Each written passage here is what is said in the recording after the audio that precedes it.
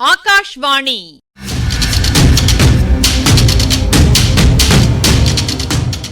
பொன்னியின் செல்வங்கள் வாசிப்பும் ஆய்வும். வாசிப்பவர் ராமசுவாமி சுதர்சன் அவர்கள்.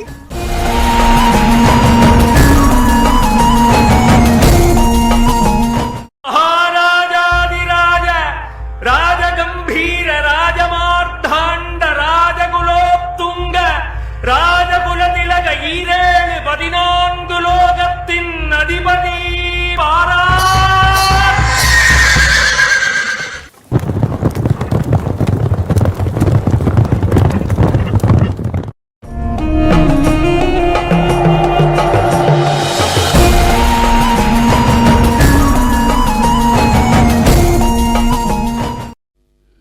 கோட்டை மதிலைச் சுற்றிலும் இருந்த வீதிகளின் வழியாக வந்தியத்தேவன் வேடிக்கை பார்த்து கொண்டே மெதுவாகச் சென்றான்.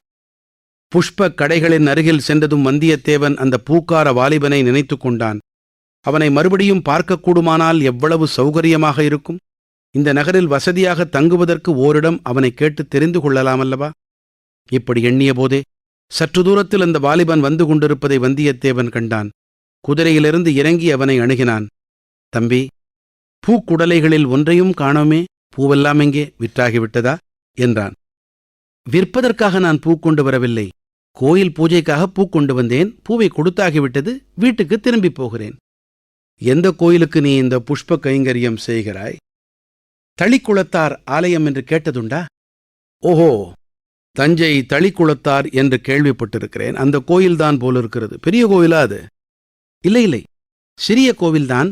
கொஞ்ச காலமாக இந்த தஞ்சையில் துர்க்கை அம்மன் கோயிலுக்குத்தான் மகிமை அதிகம். அங்கேதான் பூஜை, பொங்கல், பலி திருவிழா, ஆர்ப்பாட்டங்கள் அதிகம். அரச குடும்பத்தாரும் பழுவேட்டரையர்களும் துர்க்கை அம்மன் கோயிலுக்குத்தான் அதிகமாக போகிறார்கள். தளிக்குளத்தார் கோவிலுக்கு அவ்வளவு மகிமை இல்லை. தரிசனம் செய்ய ஜனங்கள் அவ்வளவாக வருவதில்லை. நீ இந்த புஷ்ப கைங்கரியம் செய்து வருகிறாயே, இதற்காக ஏதேனும் சன்மானம் உண்டா? எங்கள் குடும்பத்துக்கு இதற்காக மானியம் இருக்கிறது. என் பாட்டனார் காலத்திலிருந்து கண்டராதித்த சக்கரவர்த்தி விட்ட நிபந்தம் உண்டு.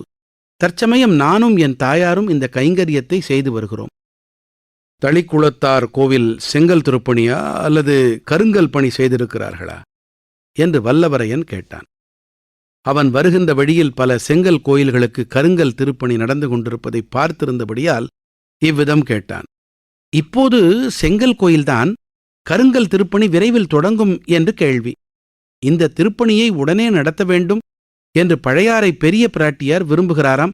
ஆனால் என்று அந்த வாலிபன் தயங்கி நிறுத்தினான். ஆனால் என்ன? பராபரியாக கேள்விப்பட்டதையெல்லாம் சொல்வதில் என்ன பயன்? பகலில் பக்கம் பார்த்து பேசி இரவில் அதுவும் பேசாதே என்று சொல்ல கேட்டிருக்கிறேன். இதுவோ நார்ச்சந்தியும் கூடும் இடம், நம்மைச் சுற்றிலும் ஜனங்கள்.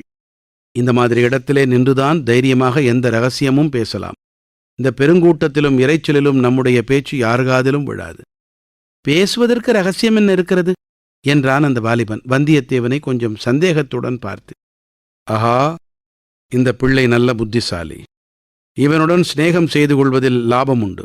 பல விஷயங்களை அறியலாம். ஆனால் இவன் மனத்தில் வீண் சந்தேகத்தை உண்டாக்கக்கூடாது. இவ்விதம் வந்தியத்தேவன் எண்ணி, ஆமாம் ஆமாம், ரகசியம் என்ன இருக்கிறது? ஒன்றுமில்லைதான், போனால் போகட்டும். தம்பி, இரவு எங்கேயாவது நான் நிம்மதியாக தூங்க வேண்டும். வெகு தூரம் பிரயாணம் செய்து மிகவும் களைப்படைந்திருக்கிறேன். எங்கே தங்கலாம்? ஒரு நல்ல விடுதிக்கு வழிகாட்டி எனக்கு உதவி செய்ய முடியுமா என்று கேட்டான். இந்த நகரில் தங்குவதற்கு இடங்களுக்கு என்ன குறைவு? சத்திரங்கள் எத்தனையோ இருக்கின்றன. அயல் நாடுகளிலிருந்து வருகிறவர்களுக்கென்று ஏற்பட்ட இராஜாங்க விடுதிகளும் இருக்கின்றன. ஆனால் உங்களுக்கு இஷ்டமாயிருந்தால்... தம்பி, உன் பெயர் என்ன என்று வந்தியத்தேவன் கேட்டான். அமுதன், சேந்தன் அமுதன். அடாடா, எவ்வளவு நல்ல பெயர்! கேட்கும்போதே என் நாவில் அமுது ஊறுகிறதே. எனக்கு இஷ்டமாயிருந்தால் உன்னுடைய வீட்டுக்கு வந்து தங்கலாம் என்றுதானே நீ சொல்லத் தொடங்கினாய்? ஆமாம். அதெப்படி உங்களுக்கு தெரிந்தது? என்னிடம் மந்திர வித்தை இருக்கிறது, அதனால் தெரிந்து கொண்டேன். உன் வீடு எங்கே இருக்கிறது? நகர எல்லையை தாண்டி கூப்பிடு தூரத்தில் எங்கள் பூந்தோட்டம் இருக்கிறது. தோட்டத்துக்குள்ளே எங்கள் வீடும் இருக்கிறது என்றான் அமுதன். ஆஹா, அப்படியானால் உன் வீட்டுக்கு நான் வந்தே தீருவேன். இந்த பட்டணத்துச் சந்தடியில் என்னால் இன்றிரவை கழிக்க முடியாது. மேலும் உன்னை போன்ற உத்தம புதல்வனை பெற்ற உத்தமியை தரிசிக்க விரும்புகிறேன்.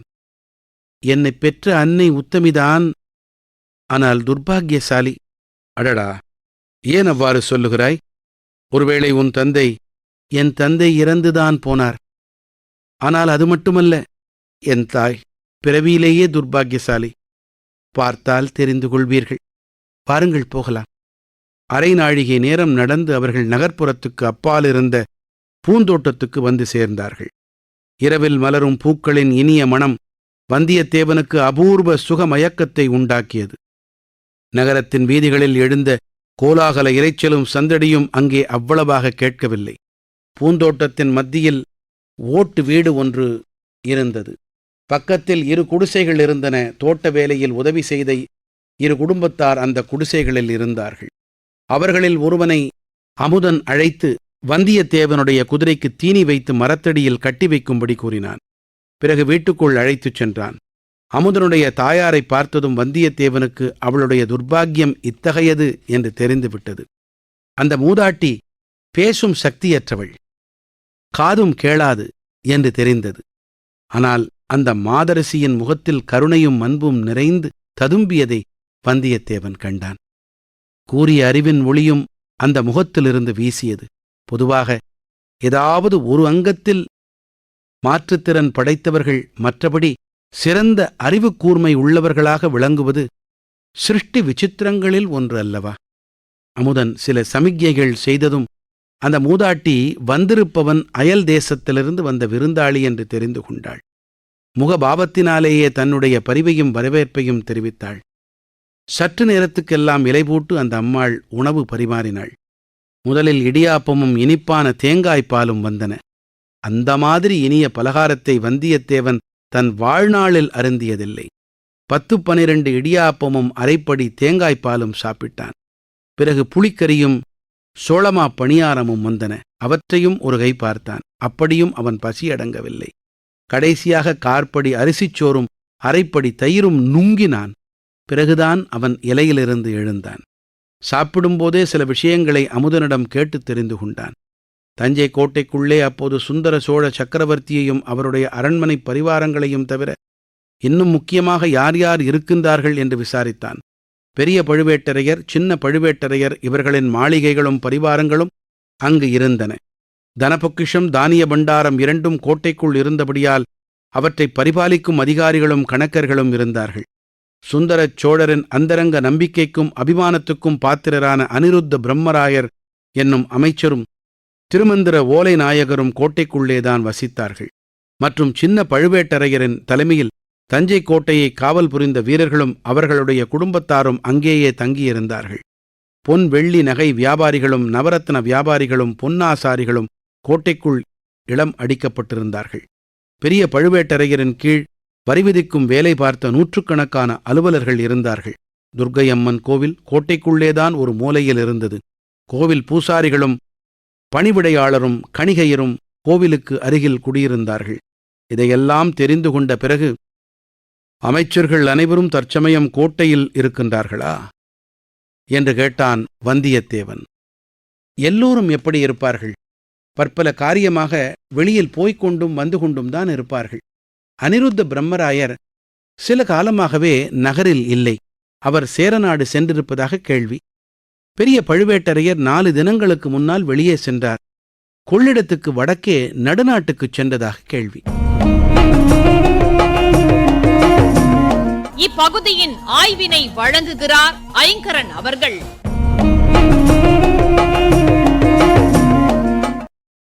வந்தியத்தேவன் கந்தமாறன் கிட்ட தஞ்சாவூர்ல மாமன் உடல்நிலை கவலைக்கிடமா இருக்குதுன்னு சொன்னதும், நந்தினியின் பரிவாரங்கள்ல ஒருத்தன் விசாரிச்ச போது தஞ்சாவூர்ல சிற்றப்பன் மணியக்காரரா வேலை பார்க்கறதுன்னு சொன்னதும் நினைவிருக்கும். ரெண்டுமே பொய்ன்னு தெரியும். இந்த பூக்கார வாலிபங்கிட்ட பொய் கூற விரும்பல. தங்குவதற்கு ஒரு நல்ல விடுதிக்கு வழிகாட்டி உதவ முடியுமான்னு கேட்கிறான். உண்மையை சொல்லிட்டா தொடர்ந்து பேசுறது எளிதா இருக்கும் இல்லைங்களா? நல்லது. கேட்ட பகுதியில சில கூடுதல் தகவல்களை பார்ப்போம். தஞ்சை தளிக்குளத்தார் ஆலயம் ஒரு வைப்புத்தலம். அதாவது பிற தலங்களின் பதிகங்களிலே வைத்து பாடப்பெற்ற தலங்கள் வைப்புத்தலங்கள். அல்லது தலப்பட்டியல்ல குறிக்கப்படுற தலங்கள். இந்த ஆலயம் தஞ்சை பெரிய கோயிலுக்கு பக்கத்துல சிவகங்கை பூங்காங்கிற பகுதியில ஒரு திடல்ல இருக்குது. மானியம், நிதி உதவி, நன்கொடையா அளிக்கப்படுற நிலத்தையும் இது குறிக்கும். நிபந்தம், கோவிலுடைய பராமரிப்புக்காக தரப்படும் சேவை. இதுக்கு வரி கிடையாது. பராபரியாக, கேள்வி மூலமா அறிஞ்சது, செவி வழி செய்தி. ஒரு முக்கியமான இலக்கண குறிப்பு: காதால் கேட்கப்படுவது கேள்வி, வாயால் வினவுவது வினா, வினாவுக்குத்தான் விடை. ஆக கேள்வி என்பது வேறு, வினா என்பது வேறு. பகல்ல பக்கம் பார்த்து பேசணும், இரவுல அதுவும் பேசக்கூடாது.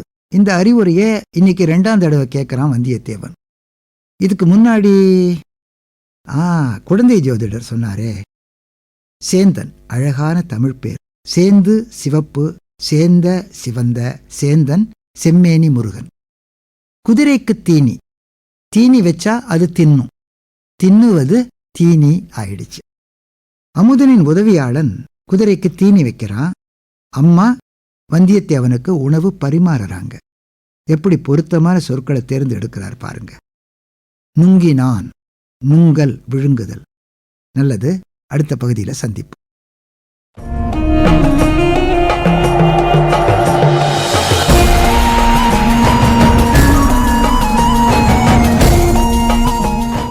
பொன்னியின் செல்வங்கள் வாசிப்பும் ஆய்வும் கேட்டீர்கள். வாசித்தவர் ராமசுவாமி சுதர்சன் அவர்கள். ஆய்வினை வழங்கியவர் ஐங்கரன் அவர்கள். படைப்பு சென்னை வானொலி நிலையம்.